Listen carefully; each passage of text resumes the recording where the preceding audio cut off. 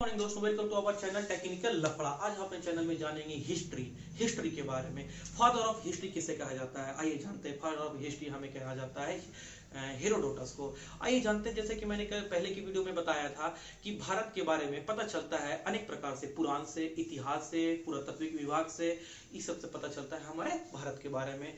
तो हमें पुराण के बारे में पहले वीडियो में बता रखा है कि पुराणों ने हमारे भारत को क्या जिक्र किया गया है। अब चलते हैं हमें इतिहास में।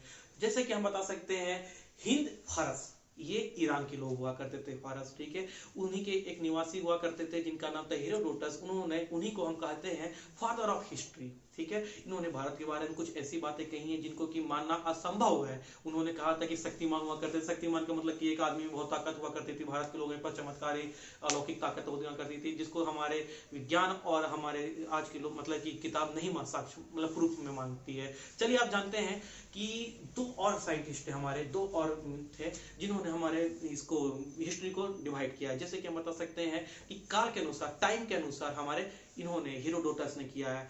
उसके बाद भी हमारा चलते हैं ये धातु के आधार पे हमारे हिस्ट्री को बांटा है हमारे थॉमसन जी ने।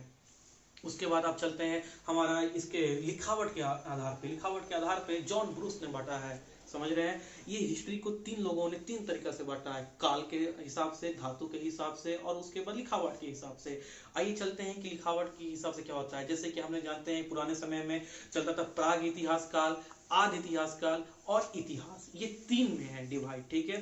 प्राग इतिहास जहाँ के लोग ना लिखना जानते थे ना पढ़ना जानते थे। आदि इतिहास में लिखना तो जानते थे लेकिन हम उनको नहीं पढ़ सकते हैं।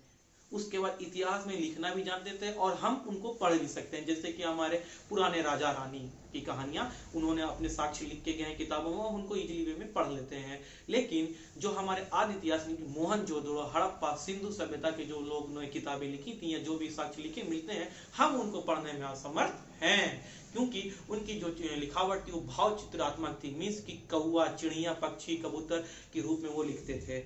अब जानते हैं कि प्राग इतिहास काल में उनको कुछ नहीं लिखने आता था। आइए चलते हैं प्राग इतिहास काल के बारे में। हम जानते हैं कि आगे की खोज हमारे प्राग पूरा पाषाण काल में हुई थी और नव पाषाण काल में हमारा पहिए की खोज हुई थी। आइए फिर चलते हैं हम कि जो विदेशी थे, विदेशियों ने हमारे भारत के बारे में क्या कहा है। हमने सुना होगा सिकंदर के बारे में, ये चंद्रगुप्त के समकालीन थे और ये नंदवंश के समकालीन थे। आइए हम जानते हैं कि इन्होंने सिकंदर ने दो आदमियों को, दो राजदूतों को लेके आए थे। एक निरियाकस को लेके आए थे और एक लेके आए थे आने सिरकटस को लेके आए थे। ये घटना हुई थी 326 ईसा पूर्व की कहानी है। इन्होंने अपने साथ दो को लेके आए थे जिनका नाम मैंने आपको बता दिया। निरियाकस जो था वो एक जल सेनापति था और इनका एक और सेनापति था जिसको थल सेनापति कहते हैं, सेल्यूकस निकेटर। ये दो सेनापति थे हमारे सिकंदर के। उसके बाद जो हमारे आते हैं सिकंदर के बाद हमारे आते हैं ये सेल्यूकस निकेटर। इन्होंने अपने राजदूत को, जिसका नाम था मेगास्थनीज, इन्होंने अपने राजदूत को भेजा था चंद्रगुप्त मौर्य के राज दरबार में। और मेगास्थनीज ने भारत के बारे में एक पुस्तक में लिखा था, इंडिका पुस्तक के बारे में इंडिका लिखा था, उसी में भारत के बारे में पता चलता है। चंद्रगुप्त के उत्तराधिकारी होते हैं बिंदुसार के समय में आया था डाइमेकस। ये कौन थे? ये सीरिया नरेश के राजदूत थे। सीरिया के जो राजा थे उन्होंने अपने राजदूत को भेजा था बिंदुसार के शासनकाल में भारत के बारे में। उसके बाद आते हैं हमारे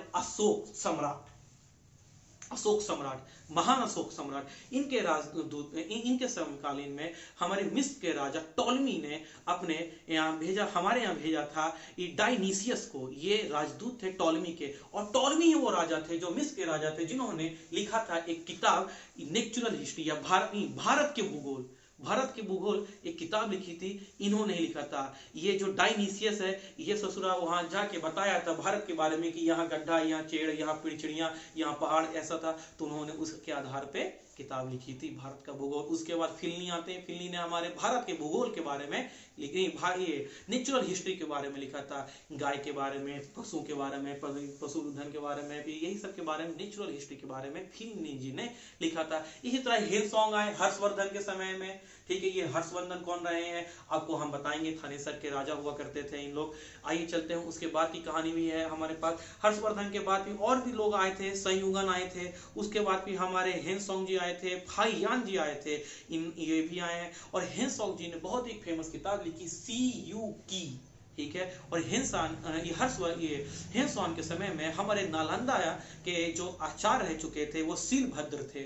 आइए जानते हैं। उसके बाद क्या एक हमारे हैं इत सिंह जब आए थे उस समय हमारे विक्रम बिहार में 3 यूनिवर्सिटियां हुआ करती थी, जिसमें कि 2 यूनिवर्सिटी विक्रमशिला और नालंदा यूनिवर्सिटी के समय में हमारे इत सिंह आए थे। अब अरबी लेखक के बारे में आपने सुना जरूर होगा, उनका नाम क्या था? अल बरूनी और इब्न बतूता।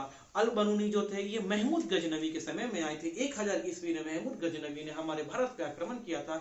उसके साथ जो एक इंसान आया था उसका नाम था हमारा अल बरूनी। अल बरूनी ने भारत के बारे में बहुत कुछ लिखा है, उनकी किताब है, आप गूगल पे जाके उनकी किताब डाउनलोड कर सकते हैं और पढ़ सकते हैं। उसके बाद भी हमारा आता है इब्न बतूता। ये हमारे फ्रांस के रहने वाले निवासी थे और इन्होंने क्या, ये आए थे हमारे तुगलक वंश के शासनकाल में आए थे और इनको वह काजी, दिल्ली का काजी नियुक्त कर दिया गया था। उसके बाद भी कुछ तिब्बतीय लेखक भी हमारे यहाँ हमारे भारत के बारे में बताते हैं। तारकना ने भारत में 2 बुक लिखी है भारत पे, एक कंग्यूर लिखी है, एक तंग्यूर लिखी है। उसके बाद मार्को पोलो हमारे पांड्य देश में के राजा के शासनकाल में आए थे मार्को पोलो। इसी तरह हमने बताया है कि विदेशियों के ने हमारे भारत के बारे में विवरण क्या क्या दिया है, उन्होंने क्या क्या किताब लिखी और कौन से राजा के समय में ये हमारे यहाँ आए थे।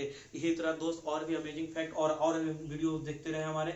अभी नेक्स्ट चैप्टर में हम और डिटेल में बताएंगे पूरा पाषाण और ये पूरा कि कब कौन से खोज हुआ, पशुपालन कब से स्टार्ट हुआ, आग कब मिली, कब खोज की गई, पहिए कब खोज की गई। इसी तरह हमारे चैनल में बने रहे, लाइक एंड सब्सक्राइब जरूर करिएगा। Thank you, have a nice day. जय हिंद, जय भारत।